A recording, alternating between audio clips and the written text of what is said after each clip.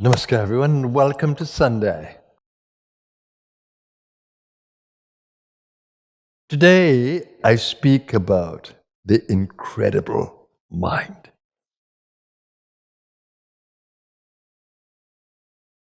The mind is a tool that takes you into the world and to be able to master it if you know how to use it. And a mind that can take you to your true self, God within you. How important the mind is. It can lead you masterfully into the world. And it can take you masterfully in the inner space. Of course, it goes without saying that you need a guide, you need a guru, you need a master. It just doesn't happen like that.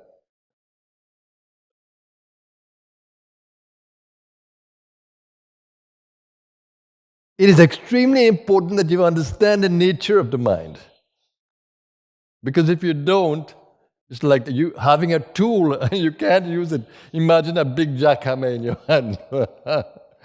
And you don't know how to use it purposefully, usefully, carefully, cautiously. You have incredible power in your hands. Every thought is invested in power. Every emotion is invested in power. Every desire is invested in power.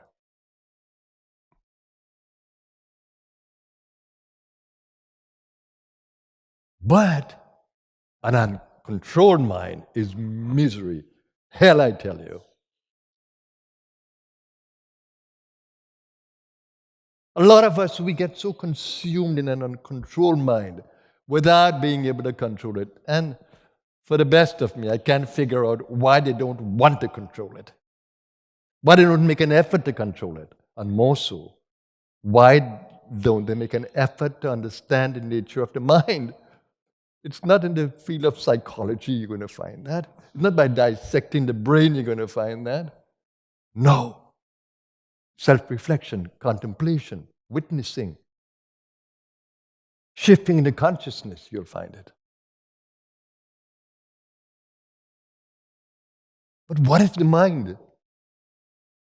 The mind has several functions, extremely important functions. The first one, an important one, is the one that gives you identity. It is your mind that gives you identity. If you didn't use the identity maker in the mind, there'll be no identity. You wouldn't know what to do.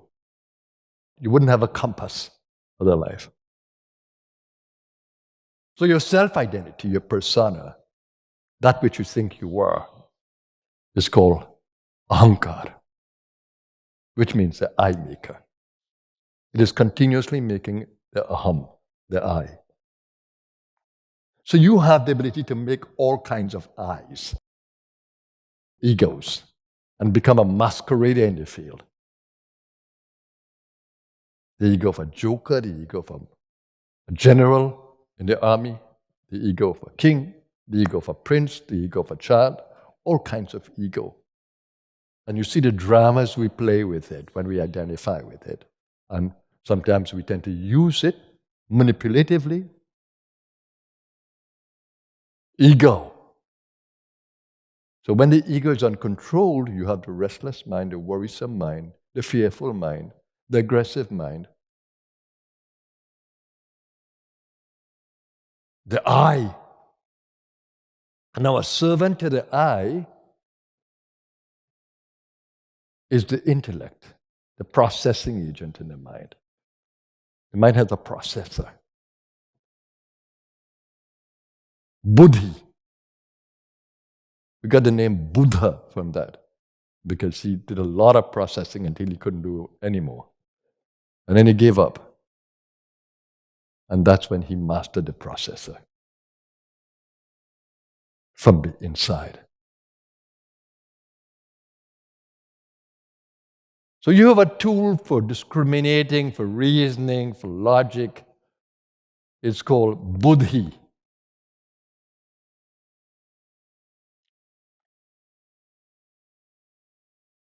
And you have a very interesting tool.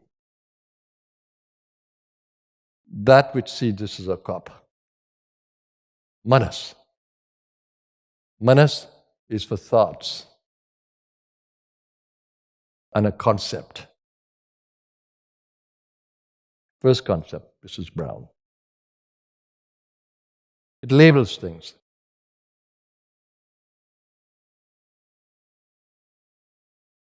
And for imagination,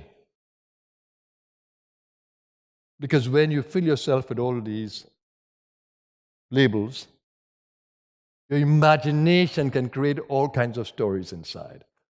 So we have colorful imagination. So Manas gives you that. The ability to create an image and the ability to create a concept. And so we become filled with these from the human experience. And then the intellect will process it based on what the ego wants. So these three, they can take you for quite a ride. A ride to the self, a ride to the world, or a hellish ride, a miserable ride, when the mind is uncontrolled.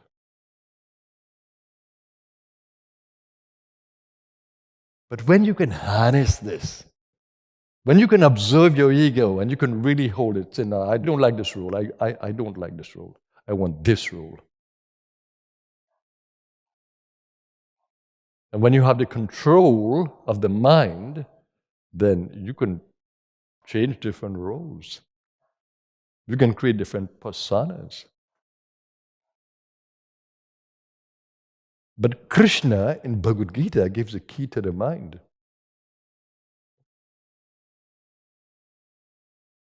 With two words. Vairagya and Abhyas. Vairagya means be dispassionate. Be objective. Don't get caught. See things as they are. And stay detached.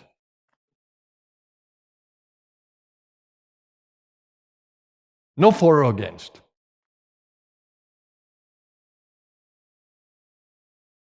It's like the samatvam, yoga uchate of Krishna.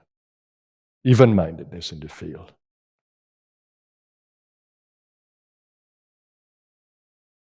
And he says, Abhyas. Practice, practice, practice, practice. You may fall many times. Practice until you get it. That was the kind of person I was.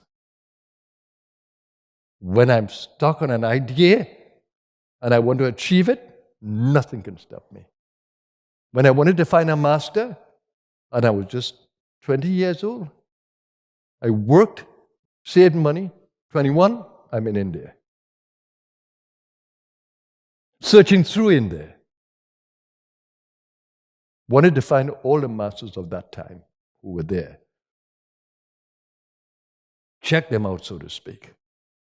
And I had the most amazing experience in Ganesh Puri in India. One that I was totally shocked by. I wasn't aware that this would ever happen to me.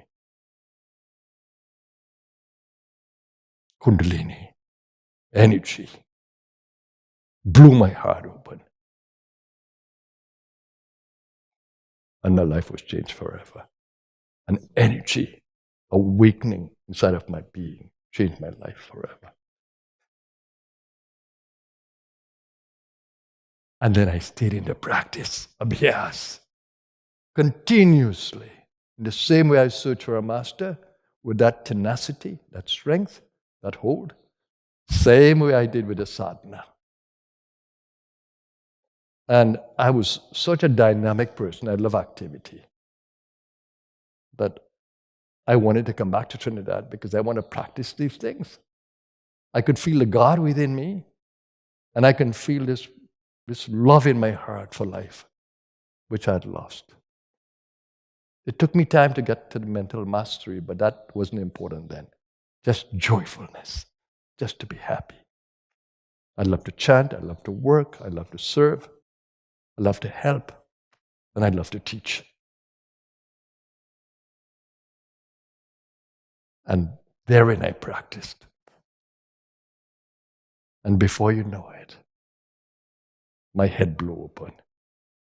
Because of the intensity of my practice, the crown became my gift. And then there's only witness. I couldn't identify with any particular persona, but I could use anyone how I wanted to use it. I could become anything. And that was awesome, because that took me back into the world, into the field that I'd given up, industry, and to excel in it. Until I wanted no more. At 39, I said, okay, this is enough. I've become a manager in the engineering industry. No, this is enough. And then I started the Blue Star. And then it became a different kind of engineering. Yeah, I do everything, just like the secular world, but with a different kind of atmosphere, different energy, different intention, non-profit and charitable for the world. And here I use my mind creatively. When you look around, you'll see the designs. That's from the mind. Working with the architect, working with the designers, working with the engineers. And this is not the end. There is more to do. But the joy of it, when you can harness the mind, when you can use the manas, when you can sit and use the manas, when you can use it to heal the body, when you can use the mind to envelop the body, when you can open up the channel of the heart to bring passion to every cell within you and to impassion yourself with the desires to be healthy, what will happen? When you think only health, what will happen? When you think only well-being, what will happen? But perchance when the mind has doubt, oh my God, it's like having a full tank of water and having a hole in the tank. Before you know it, it empties. And every time you fill back, it will empty. No doubt.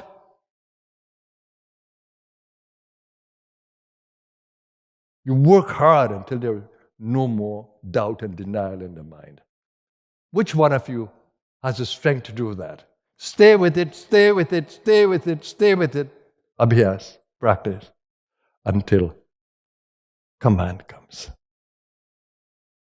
Victory comes. That's how the mind is conquered. By transcendence. Rising beyond the mind. And that's where the Guru takes us. That's where Kundalini Shakti takes us, to that place. But the mind, for me, is the most exciting part of the human experience. That I can use my mind in meditation. That I can focus on the Manas Chakra at the eyebrow, and then go up to the Bindu, that expansive God state, and then to observe the whole experience from that space and see what happens to the brain. Neurotransmitters come in, and there is ecstasy in the brain. And then I can understand the bliss field, Ānanda, Maya Kosha. It's still in the Maya, but it's Ānanda Maya Kosha, it's the bliss field. Because that which is beyond even bliss. But it is bliss that it revels in manifestation. Ānanda. All of this is in you. The ecstasy, the elixir, the healing, the passion, the creativity, the imagination. It's all in you. Why do you not tap it? Why do you not tap it? And more than that, why don't you live it? Because the thrill, the ecstasy, is in the living it. And do we expect no resistance?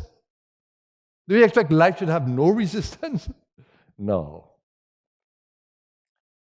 You know that when the butterfly in metamorphosis from the caterpillar to the butterfly, when it has to come out of the cocoon, its wings fight against the cocoon. And by doing that, it hardens the wing. And when the wing reaches the right in strength, it breaks the cocoon.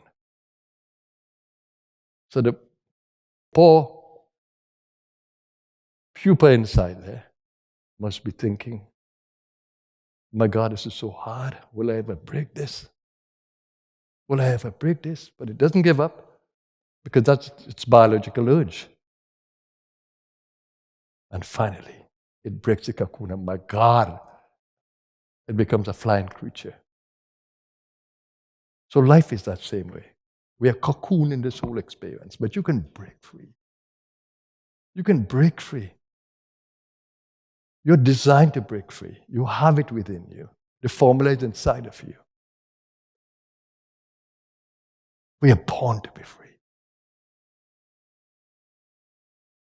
We came from freedom, and we're going back to freedom. So don't look at yourself as puny and weak. You're not. You're the soul. You're the soul. You're divine. And you're already free if you know that. Just the mind makes you think you're not. Freedom is already inside of you. The rhythm of the breath is already inside of you. The ecstasy of Ānanda is already inside of you. All we need to do is to uncover it. Will you? That's a challenge. That's a challenge, everybody. Meet it. Meet it. So this is where I'll end my little talk for today. Always a joy having your company. And all blessings on your practices. Om Shanti, everyone. Namaskar.